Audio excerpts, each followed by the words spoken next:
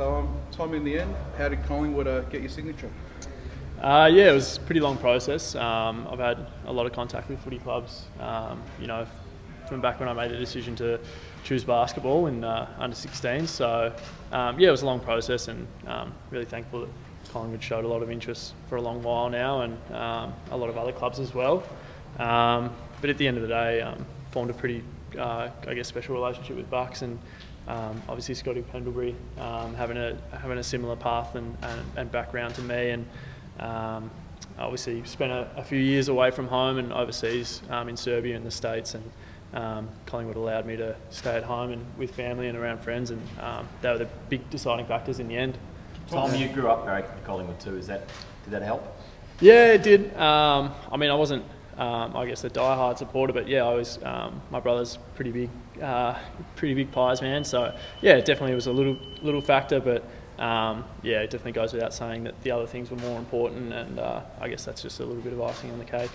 You talked about a relationship with Bucks. Talk us through you obviously crossed paths before this point. Yeah, he just, for whatever reason, took a bit of a special interest in my journey, and I guess found it pretty interesting just to see someone coming from a different sport, and I guess a few of the challenges that I faced and things of that nature, and yeah, I guess that was pretty cool to have someone like that. I guess the coach of the club reach out and share those interests with you. It's it was something that I was pretty impressed by. So did you have some contact with him, even though obviously you weren't around AFL circles, or? Yeah, I didn't have contact with him until kind of after all my NBL commitments were done. But as soon as I let clubs know that this was the path I was going to head down, he made some contact early on, and I was lucky enough to have some really good conversations with him.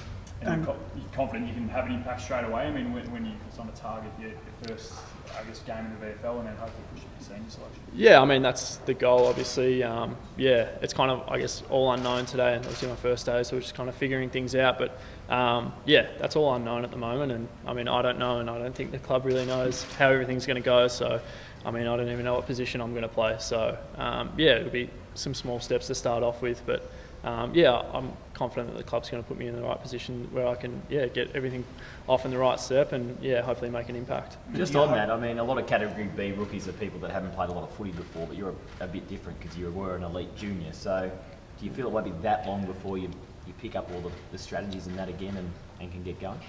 Yeah, I'm confident, that's obviously going to help me coming in, but I haven't played for 6 years, so it's a pretty long time. So that adjustment period's obviously going to be there, and there's going to be a lot of time that I'm going to spend learning. And there would have been the 18-year-olds that were drafted this year, and I'm 21. I'm a fair bit behind them, so there's going to be a lot for me to learn. But obviously, I take some confidence from what I've done in the past playing football. But do you hope to play this year? Everything goes right. That would obviously be great. But as I said before, there's just so much unknown at this stage. I haven't even done a session, so I'll probably know a little bit more of those answers after I've been started and once I get going. You mentioned Pendles, you mentioned Bucks, you also mentioned Pendles. Now there's another basketballer who's had a fairly impeccable AFL career. Do you hope to have half the career with someone like him? Has rolled out? Yeah, definitely. Obviously, he's had an amazing career, and it speaks for himself. And he's definitely probably forming a little bit of a relationship with him. I guess on a personal level, it's been great to have that. I guess sort of advice and guidance.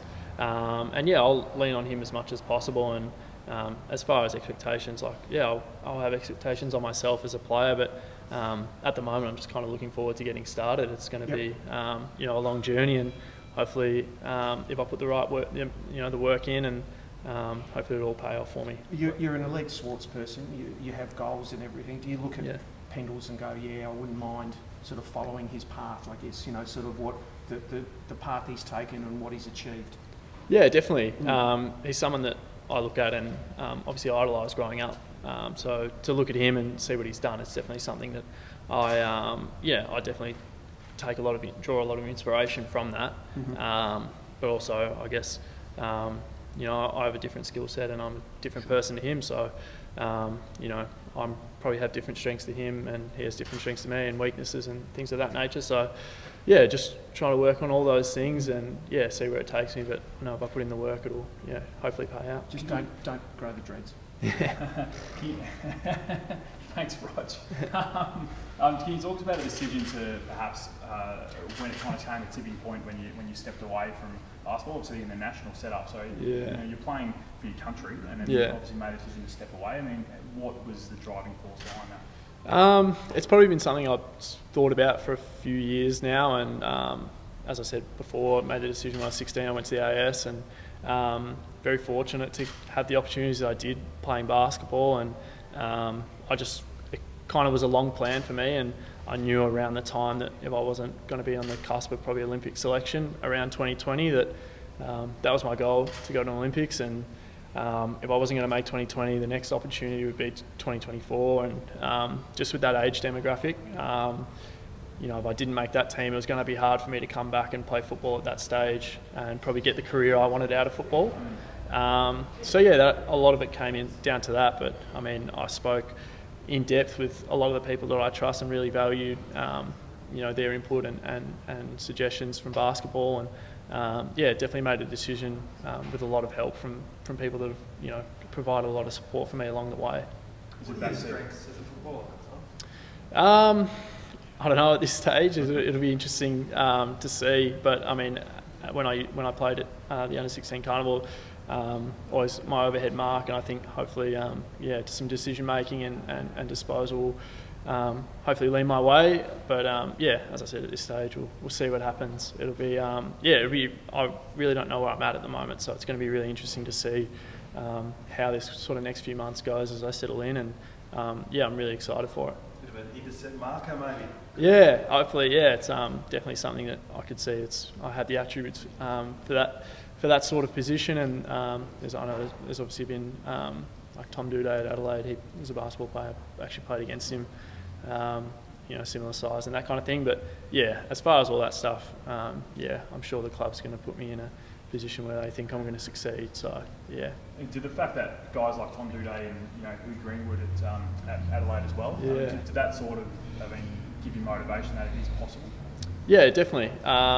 It wasn't, I wouldn't say it, I guess, swayed me or anything like that, but it's definitely something that's there. I guess it's nice to know. Seeing guys that have done it before, it does give you confidence, whereas, you know, if I was the first one that's ever done it, I probably would have thought, you know, a little bit more about it, or not that I didn't think a lot about it, but it probably would have been a bit more of a jump or decision to make. But yeah, having those guys that have done it before does make things easier. Have you got a Thursday night team basketball sorted, or what sorts to go with basketball now? Do you just put down the basketball? Not yet. A lot of my mates play in a domestic league just down at MSAC, but yeah, I think I'll be hung up the boots. So yeah, I haven't picked up a ball for a while. So yeah, no, I'm excited for the next chapter now. Tom, did playing for the Boomers back a few months ago, did that give you any last thoughts or any sort of second last sort of things about staying for another year or so?